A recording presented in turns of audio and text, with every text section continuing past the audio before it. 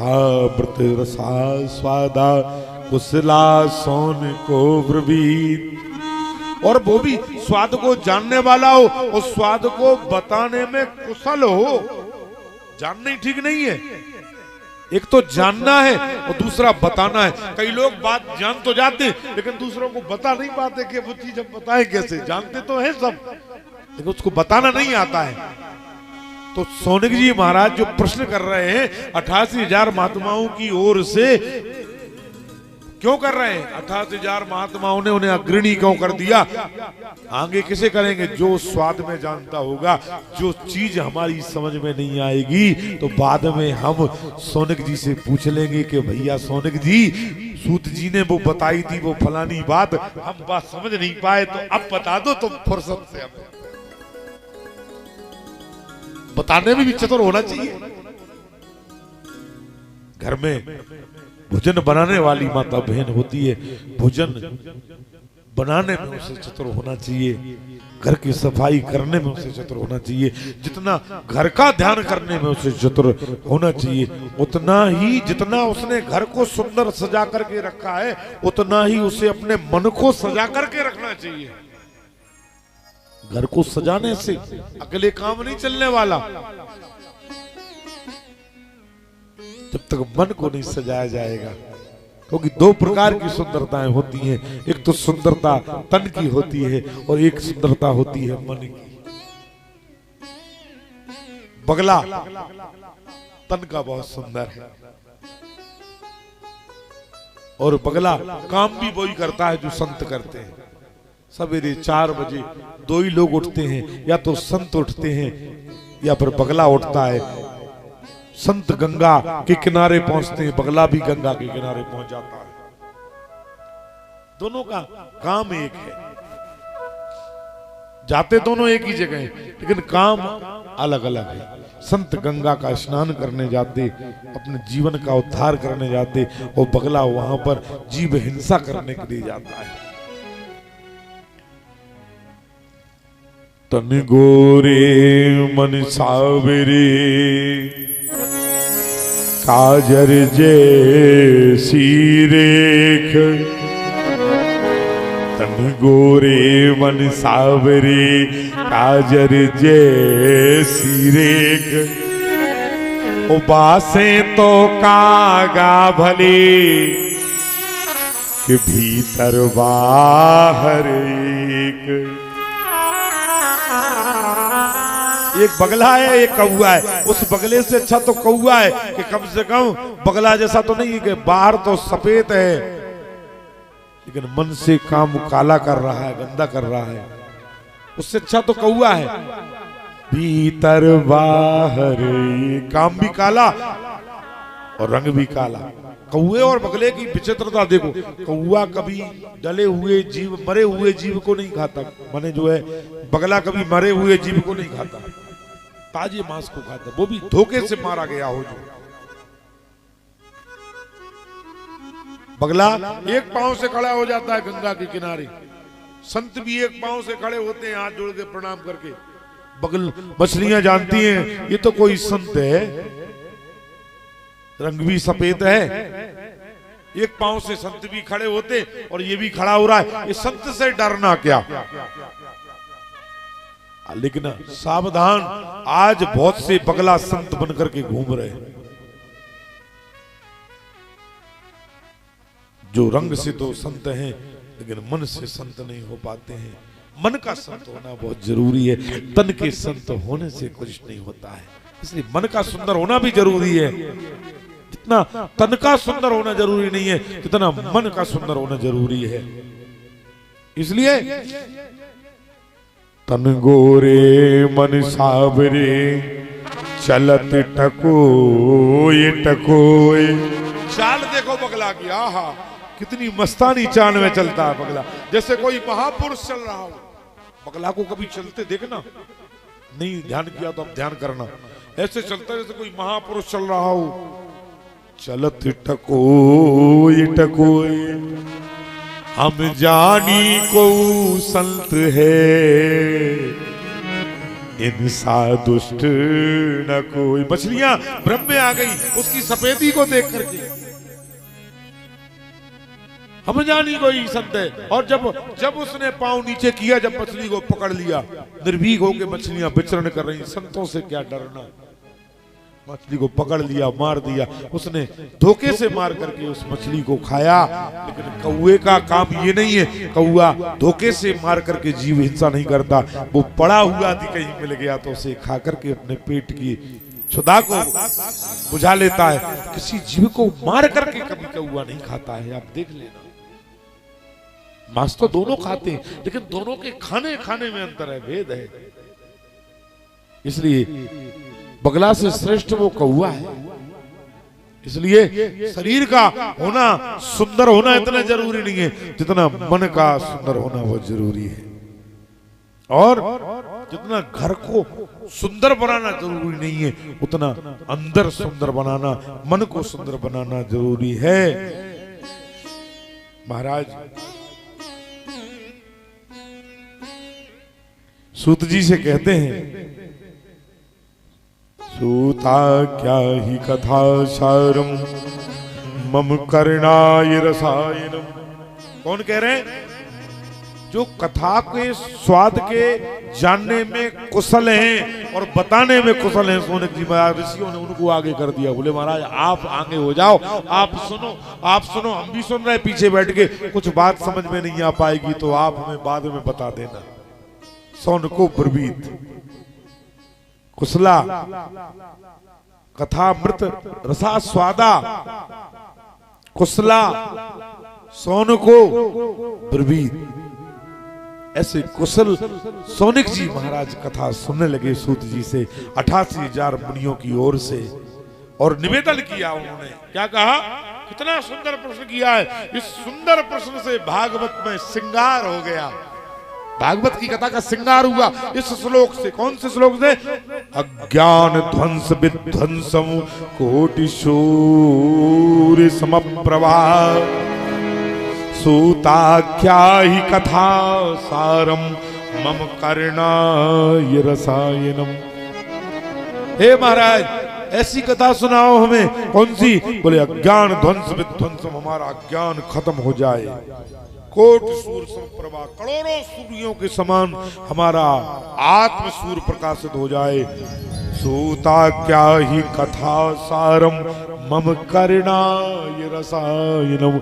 ऐसी सुंदर कथा आप हमें, रस माने ऐसी कथा सारम, सार सुनाए कथा का हमें, जो मेरे कानों के लिए, हमारे कानों के लिए, मम करणाय रसायनम, मेरे कानों के लिए रस की अनुभूति हो। बोले महाराज कैसी? आगे का श्लोक है, भक्ति ज्ञान वैराग्य तो विवेको वर्धते महान माया मोहि निरश्चैव वैष्णवे क्रियते कथा। भक्ति जन्म ले हमारे हृदयों में, भक्ति से शून्य हृदय में भक्ति पैदा हो जाए, इससे जिस भक्ति के द्वारा भगवत प्राप्ति हो जाए। और भगवान भक्ति से ज्ञान, और ज्ञान से संसार से वैराग हो जाए, और वैराग से विवेक की जागृति हो, और परमात्मा की हमें प्राप्ति हो जाए। ऐसी कथा सुनाए। माया मोहि निरश्चैव, जब तक ये दो बंधन, एक माया का एक मोह का। कथा में आपने सुना होगा, यशोदा जी ने जब कन्हैया को माखन की मटकी जब यशोदा जी की फोड़ दी, भरी हुई मटका आंगन में फोड़ दिया, यशोदा जी को गुस्सा है। कथा सुनाऊंगा मैं आपको, लेकिन यहां थोड़ा सा कुछ उदाहरण है उस कथा का। कन्हैया ने मटकी फोड़ दी, यशोदा को बहुत गुस्सा आया। पहले तो लकड़ियों से मारा, लकड़ियों से मार करके फिर भी गुस्सा शांत नहीं, तो एक रस्सी ले आई बांधने के लिए। उखल से बांध रही है मैया यशोदा अपने लाला कन्हैया के लिए। इतना बड़ा रस्सा लेके आई, वो 2 अंगुल छोटा पड़ गया था। सुना है ना आपने? कितना छोटा था? 2 अंगुल। क्योंकि कितना फासला है भक्त और भगवान का, 2 अंगुल का, 2 कदम का फासला है। इसलिए 2 अंगुल रस्सी छोटी पड़ी थी। क्यों? क्योंकि यशोदा के अंदर माया और मोह था, और माया मोह यदि खत्म हो जाए, भगवान 2 अंगुल छोटी रस्सी करके ये दर्शाना चाहते थे कि माँ ये 2 अंगुल का फासला मिटा दे तो मुझे तेरा दर्शन, तू मेरा दर्शन पा जाएगी, मुझे जान जाएगी। क्योंकि जब तक मुझे कोई जान नहीं सकता, जब तक मैं उसे जनाता नहीं हूं, जब तक उसकी कृपा नहीं है, उसे जब तक वो जनाता नहीं है, जब तक उसे हम जान नहीं सकते। यशोदा जी को इशारा भगवान कर रहे हैं। दूसरा मैया माया में थी ना, मोह में, तो दूसरा रस्सा ले आई, कोई बात नहीं, 2 अंगुल छोटा पड़ेगा, दूसरा जोड़ रहे, दूसरा जोड़ रही, भगवान ने माया दिखाई, वो भी 2 अंगुल छोटा। भगवान बार बार इशारा कर रहे, 2 चीजें हटा अपने मन से और मुझे पाले। कौन सी 2 चीजें हैं वो? माया मोहिन रस्यैव वैष्णवे क्रियते कथा। यहाँ वैष्णव जी, यहाँ महाराज संतों ने वो 2 चीजें पूछी हैं जो यशोदा जी को वहां भगवान ने जनाई थी। क्योंकि भगवान कहते हैं जब तक कोई परमात्मा को जानता नहीं, जब तक वो, भगवान बार बार इशारा करे, माया मोह ये 2 चीजों को अपने अंदर से हटा दे। यदि जीव माया मोह को अंदर से हटा दे तो परमात्मा की प्राप्ति करने में उसे देर नहीं, तत्काल भगवान मिल जाते हैं। बस माया और मोह का पर्दा हटाना है, 2 कदम का फासला है। लेकिन माया और मोह हटाने में 1 जन्म नहीं, 84 लाख जन्म भी कम पड़ जाएंगे, लेकिन माया और मोह के इस प्रबल बंधन को आदमी हटा नहीं पाता। माया मोहिन रस्यैव वैष्णवे क्रियते। लेकिन संत कहते हैं कि हमारे वो माया और मोह के बंधनों को हटा दे, ऐसी सुंदर कथा हे सूत जी महाराज आप हमसे कहें। और महाराज यह गोरे कलौ प्रायो जीवश्चा सुरताम गता, इस घनघोर कलयुग रूपी काल के ब्याल में हम जाने वाले हैं। कलयुग रूपी काल ब्याल के गाल से हमें बचाएं। हे महाराज ऐसी कथा सुना, क्योंकि ब्रह्म जब तक जनाता नहीं अपने भक्त को, जब तक ब्रह्म को कोई जान नहीं पाता। जे ही जान नहीं जे देह जनाई, जेहि जानहि जे देह जनाई, जेहि जानहि देह जनाई, जाने तुम्हारे तुम्हें हो जाई, जाने तुम्हें तुम्हें हो जाई, जाने तुम्हें हो जाई, जाने तुम्हें हो जाई, जेहि जाने जे देह जनाई।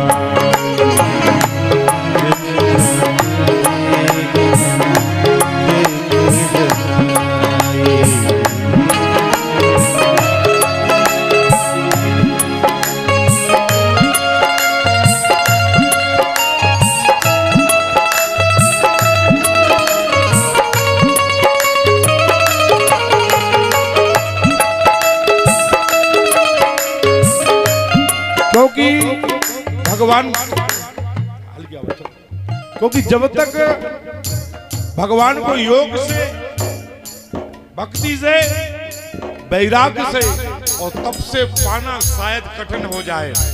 मैं ये नहीं कहता कि भगवान तप से नहीं मिलते, मैं ये भी नहीं कहता कि भगवान भक्ति से नहीं मिलते, मैं ये भी नहीं कहता कि भगवान वैराग्य से नहीं मिलते, लेकिन शायद तप से, योग से, भक्ति से, वैराग्य से पाने में कठिनाई हो जाए, लेकिन प्रेम से पाने में कठिनाई नहीं होगी। क्योंकि जान ले जो जाननहारा, जान ले जो जाननहारा, जान ले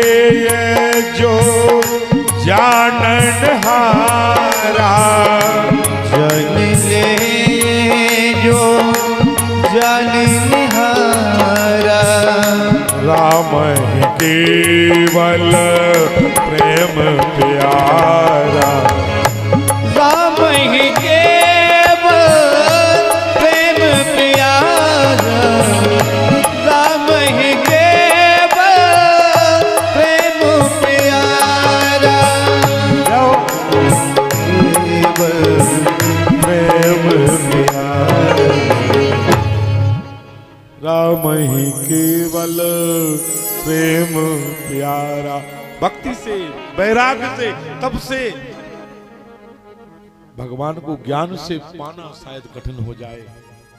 यद्यपि इन सबसे भी भगवान को पाया जा सकता, लेकिन सबसे सरल रास्ता है प्रेम से। भगवान से यदि प्रेम करना सीख लो, भगवान से तुम्हें प्रेम हो गया तो प्रेम से भगवान क्षण में मिल जाते हैं। प्रगति नियम के पाले पड़ते, प्रभु को नियम बदलते देखा, अपना मान टले टल जाए, भक्ति का मान न टलते देखा। अपना मान भले ही टल जाए, लेकिन भक्त के मान को टलते भगवान नहीं देखते। महाराज, पांडवों का राज खत्म हो